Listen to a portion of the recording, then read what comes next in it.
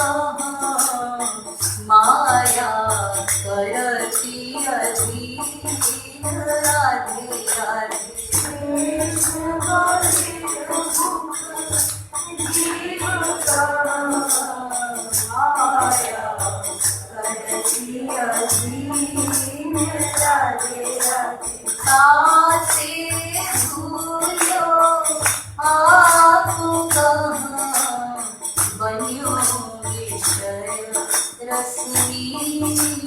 राधे राधे ताते भूलो आप कहाँ बनियो विषय रसलीन। राधे राधे अंतरंग है परायो सर्व समर्थ कहाय। राधे राधे अंतरंग है परायो सर्व समर्थ कहाय। राधे राधे अति विचित्र गति पराई माया पति नचाय। राधे राधे अति विचित्र गति पराई माया पति नचाय। राधे राधे जय राधे कृष्ण राधे राधे राधे कृष्ण राधे राधे कृष्ण राधे राधे राधे कृष्ण राधे जय राधे कृष्ण राधे राधे राधे कृष्ण राधे जय राधे कृष्ण राधे राधे राधे कृष्ण राधे जय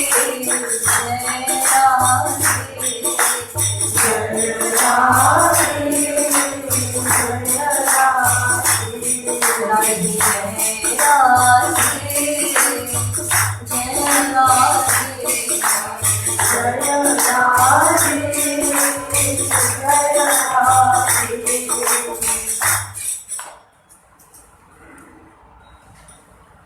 इस दोहे में कृपालु जी महाराज ये इशारा कर रहे हैं कि ये जीव मायाधीन क्यों हुआ, ये भगवान से विमुख हो गया। और ये विमुखता आज की नहीं, हम ऐसा नहीं कह सकते कि एक दिन विमुख हुआ, क्योंकि हम सदा से हैं। गीता भी कहती है जीव अनादि है, जीव सदा से है। ये जीव कब से है? जब से भगवान है तब से जीव है। जीव कभी मरता नहीं है, अनादि है, सनातन है, पुराण है, शाश्वत है। न जायते म्रियते वा कदाचिन्नायं भूत्वा भविता वा न भूयः अजो नित्यः शाश्वतोऽयं पुराणो न हन्यते हन्यमाने शरीरे। तो देखिए सदा से हम लोग हैं, जब से भगवान है। जैसे भगवान अनादि सनातन, तब से ये जीव। गीता कह रही है ना सतो विद्यते भावो ना भावो विद्यते सतः। तो देखिए चूंकि सदा से है, इसलिए ये मत कहो कि एक दिन हम विमुख हुए। अगर ये कहेंगे हम, तो इसका मतलब किसी ना किसी दिन हम स्वतंत्र थे। हमारी मायाधीन अवस्था पहले नहीं थी। फिर तो ये भी समस्या आ जाएगी, ये भी प्रश्न खड़ा होगा, एक दिन हम स्वतंत्र हो जाएंगे, माया चली जाएगी, एक दिन हमें भगवत प्राप्ति हो जाएगी और फिर से हम माया के अंडर में आ गए।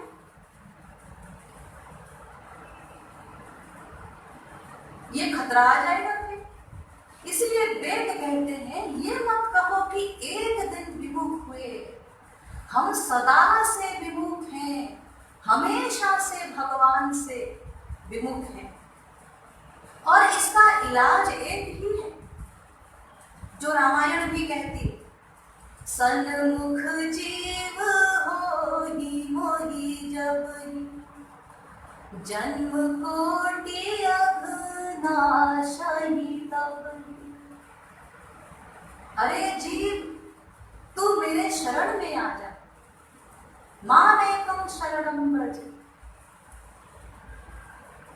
मैं तेरे समस्त पाप नष्ट कर दूंगा। अहम त्वां सर्व पापेभ्यो मोक्षयिष्यामि मा शुचि। तो यही उपाय है इसका, भगवान के सन्मुख हो जा।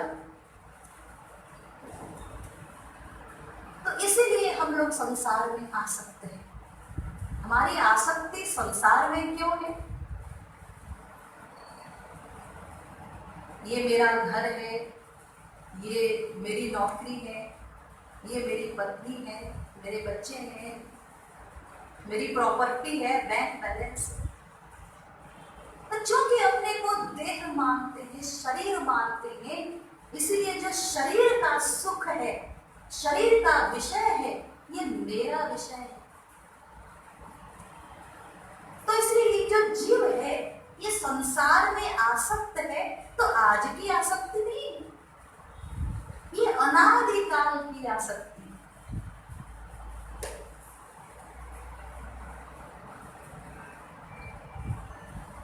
तो सन्मुख होने के लिए भगवान के शरणागत होना पड़ेगा। मामेव ये प्रपद्यन्ते।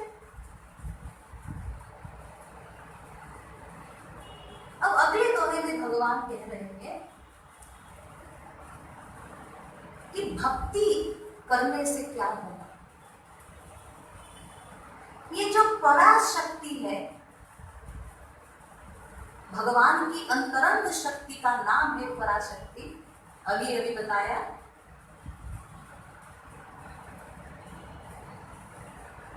ये भक्ति करने से हमें भगवान की कृपा से सिद्धा भक्ति मिलेगी। सिद्धा भक्ति, देखिए भक्ति दो प्रकार की है, एक साधन भक्ति, एक सिद्धा भक्ति। साधन भक्ति मतलब जो भक्ति हम कर रहे हैं, भगवान में मन को लगा रहे हैं, संसार से मन को हटा रहे हैं, तो मन को ईश्वर में जो ले जाते हैं, ये साधन भक्ति है। हम साधना कर रहे हैं और ये करने के बाद हमें सिद्धा भक्ति प्राप्त होगी, वो गुरु की कृपा से। गुरु की कृपा से हमें भगवान मिलेंगे, तब जाके हमें सिद्धा भक्ति प्राप्त होगी। और असली भक्ति क्या है? सिद्धा भक्ति। जब हम शरणागत होंगे भगवान के, शरणागत होकर साधना करेंगे, साधना करते करते करते जब 100% हम शरणागत हो जाएंगे, तब जाके गुरु की कृपा से ये सिद्धा भक्ति हमें मिलेगी। यानी माया चली जाएगी हमेशा के लिए, सदा के लिए। इसलिए पहले साधना भक्ति करो, तब जाकर हमें सिद्धा असली भक्ति मिलेगी।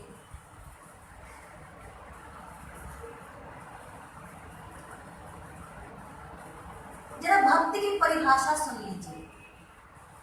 भगवान के शरणागत होना है, भगवान की भक्ति करनी, भंजनम भक्ति। भगवान की जब हम भक्ति करेंगे, नाम लेंगे, तो हमारे पाप नष्ट होंगे, कर्म ग्रंथियां छिन्न भिन्न हो। भक्ति करने से ये रिएक्शन होगा, हमारे पाप नष्ट होंगे। इसलिए किसी संत ने कहा भंजनम भक्ति। भागो भक्ति।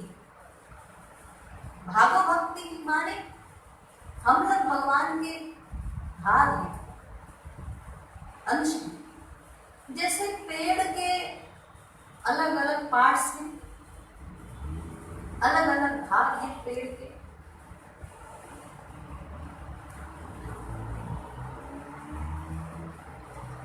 तो जितने भाग हैं, पार्ट्स हैं, ये सब पेड़ की सेवा कर रहे हैं, पेड़ के दास हैं। इसी प्रकार हम लोग भगवान के दास हैं, इसलिए भगवान की सेवा करना जीव का धर्म है, आत्मा का धर्म है।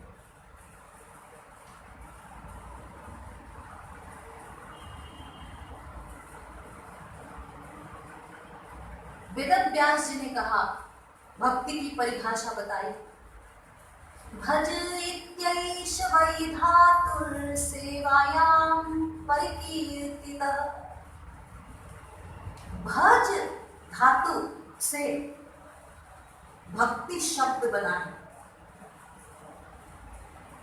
भज धातु से 3 प्रत्यय होकर भक्ति शब्द बना है, जिसका अर्थ है सेवा करना। भक्ति का मतलब क्या बताया वेद व्यास जी ने भागवत में? सेवा करना। यानी हम स्वामी के दास हैं, भगवान के दास हैं, तो भगवान की सेवा करना हमारा धर्म है। तो लेखक कह रहे हैं ये जो पराशक्ति है, भगवान की अंतरंग शक्ति है, ये सर्व समर्थ शक्ति है। भगवान की पर्सनल पावर, अंतरंग शक्ति है। वही श्री राधा जी है, लादिनी शक्ति। श्री राधा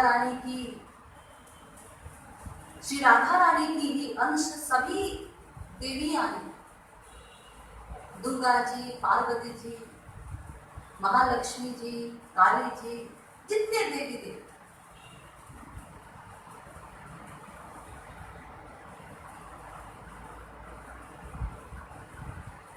तो इसीलिए श्री कृष्ण भी उस तत्व की आराधना करते हैं, राधा तत्व की आराधना करते हैं। भगवान श्री कृष्ण कहते हैं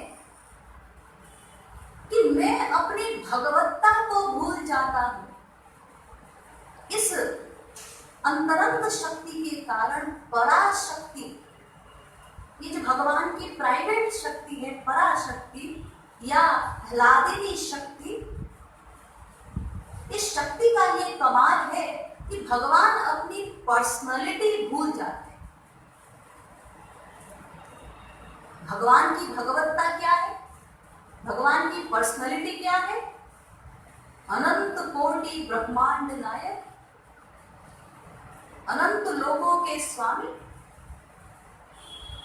तो ये पराशक्ति जब आती है तो भगवान अपने को भगवान नहीं समझते, वो जीव के लेवल में आ जाते। तो जब जीव के लेवल में आते हैं भगवान, तब नर लीला करते। नर लीला, भगवान ने इस संसार को बनाया है, सृष्टा है, लेकिन सृष्टा होने के बाद भी वो अकर्ता बने रहते हैं इसी शक्ति के कारण। यानी सब कुछ करते हुए भी अकर्ता है। और जो नर लीला करते हैं, मनुष्य लीला करते हैं, अवतार लेके आते हैं, तो भी इसी शक्ति के द्वारा भगवान अपने को भूल जाते हैं। वो भूल जाते हैं कि मैं इस ब्रह्मांड का स्वामी हूं, संसार का मालिक हूं। तभी तो यशोदा मैया के यहाँ डांट खा रहे हैं, मैया छड़ी दिखा रही है। अरे कन्हैया, तूने मिट्टी खाई है? मैया को क्या मालूम, उसको भगवान से क्या मालूम। मैया के लिए तो वो लाला है, कन्हैया है। इसी प्रकार ब्रज की जितनी गोपियां हैं, जितने भक्त हैं, कि भगवान को भगवान नहीं मानते, क्योंकि अगर भगवान से भगवान समझ के हम जाएंगे तो हमारा प्यार ही नहीं बढ़ेगा, प्रेम नहीं बढ़ेगा। इसीलिए भगवान का जो ऐश्वर्य है उसको भूल जाओ, उन्हें अपना मानो, अपना मानकर भक्ति करो। असल में बात यह है, जो भगवान है वो ये भक्ति किसी को देना ही नहीं चाहते, छुपा करके रखते हैं। महाप्रभु जी ने कहा राखेन लुकाइया, छिपा करके रखते। आप कहेंगे ऐसा क्यों जी? भगवान भला किसी को भक्ति देना नहीं चाहते? इसलिए देना नहीं चाहते क्योंकि अगर वो किसी को भक्ति दे देंगे फिर तो उनको नाचना पड़ेगा, गुलामी करनी पड़ेगी। जैसे जैसे एक नट सर्कस में बंदर को नचाता है, ऐसे ही भगवान को भी नाचना पड़ेगा।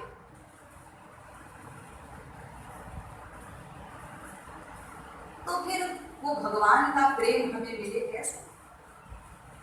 वो जो अंतिम तत्व है, अंतिम भक्ति है, वो हमें मिलेगी कैसे? क्योंकि भगवान तो छिपाते हैं ना। अरे हाँ, छिपाते जरूर हैं, लेकिन अगर कोई सही सही मांगने वाला आ जाए तो भगवान को देना पड़ता है।